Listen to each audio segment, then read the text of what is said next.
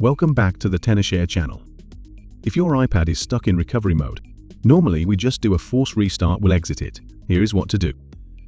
Quickly press and release the volume up button, then the volume down button.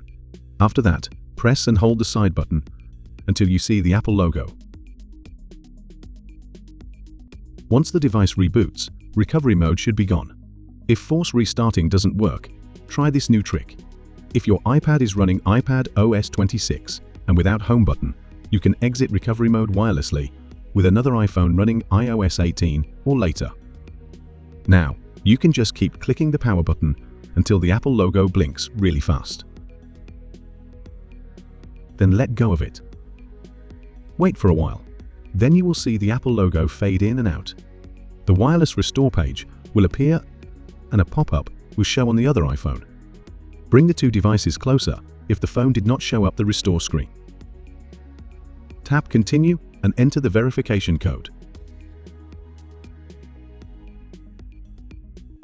Then you can just exit recovery mode or do a system recovery which will not lose your data.